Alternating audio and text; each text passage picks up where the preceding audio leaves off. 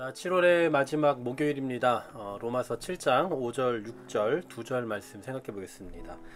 앞서 어제 4절 말씀에서는 참된 신자는 율법에 대해서는 죽었고 예수 그리스도에 대해서 연합이 되었다라고 말씀을 나눴습니다. 그러면서 이제 오늘 5절에 들어와서 왜 그러해야 하는지, 어떻게 그렇게 되었는지에 대한 이제 그 이유를 설명을 해줍니다. 우리 성경에는 그냥 우리가로 되어 있지만 원어에 보면 앞에 접속사가 들어 있는 걸 보게 됩니다. 그러니까 앞에 왜냐하면 이런 접속사가 들어 있다라는 거죠.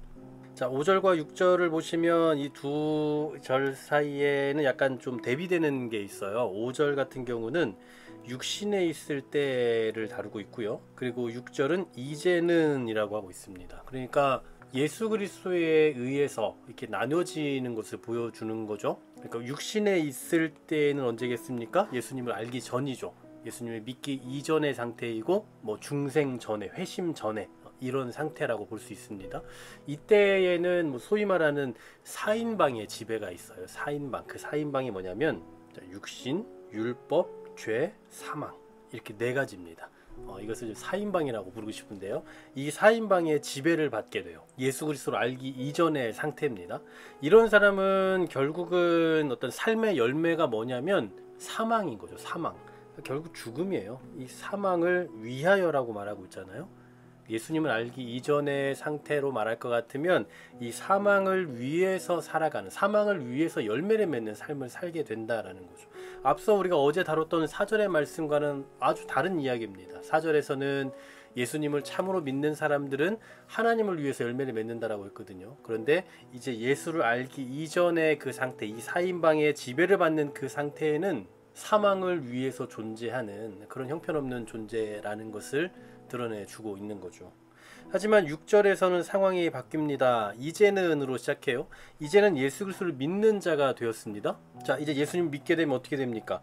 우리가 얽매였던 것에 대하여 죽었으므로 율법에서 벗어났으니 이러므로 우리가 영의 새로운 것으로 섬길 것이요 율법 조문에 묵은 것으로 아니한다라고 말씀하죠. 우리가 이미 앞서도 살펴봤던 내용이지만 율법에서 벗어나는 유일한 길은 뭡니까? 죽는 거예요. 죽는 거.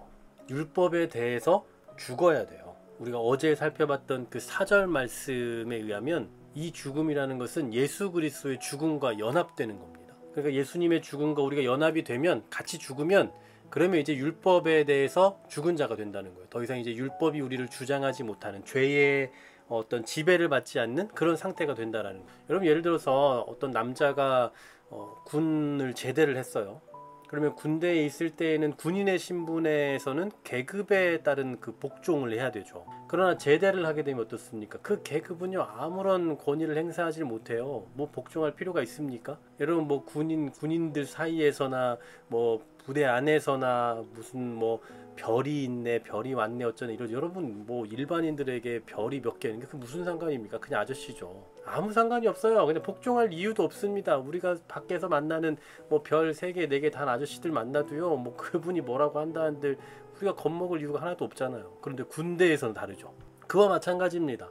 우리가 더 이상 죄와 율법에 복종할 이유가 없는 거예요. 더 이상 그럴 필요가 없는 존재가 되었다라는 사실입니다. 자, 그럼 이렇게 된 이유가 뭡니까? 우리 예수님으로 말미암아 이렇게 죄와 율법으로부터 벗어나게 된 그 이유는 뭡니까? 오늘 본문에서 뭐라고 말씀해요?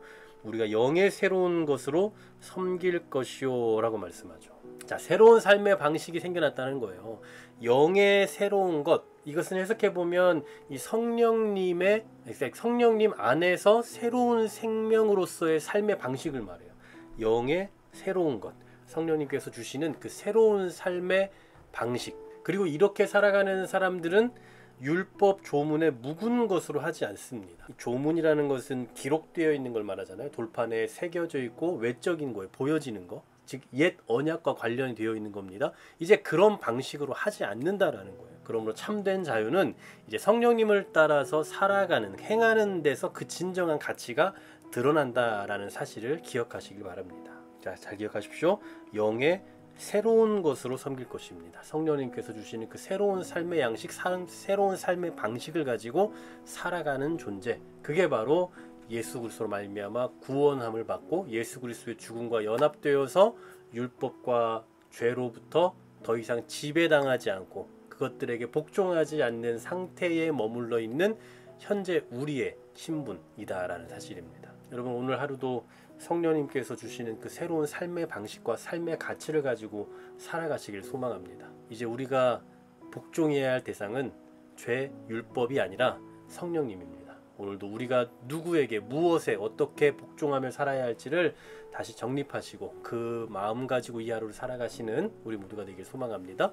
하나님 감사합니다. 이제 우리가 율법에 대하여 철저히 죽었고 더 이상 율법과 죄에 복종하지 않는 그런 존재가 되었음을 기억하게 하시되, 무엇보다 영의 새로운 것으로 섬기는 존재, 즉 성령님께서 주시는 그 새로운 삶의 방식으로 살아내며 그로 인하여 우리가 예수 그리스도 안에서 참된 자유의 가치를 드러내는 존재라는 것을 나타내며 살아갈 수 있는 우리가 될 수 있게 하여 주시옵소서. 오늘도 우리가 살아가는 그 삶의 현장에서 선한 일을 행하며 살아갈 수 있기를 소망합니다. 그 일을 감당함에 있어서 성령님께서 주시는 그 새로운 삶의 방식을 이해하며 그 삶의 방식을 따라서 믿는 자로서의 그 독특한 양식을 가지고 살아낼 수 있는 믿음의 백성들 다 되게 하여 주시옵소서. 예수 그리스도의 이름으로 기도하옵나이다. 아멘.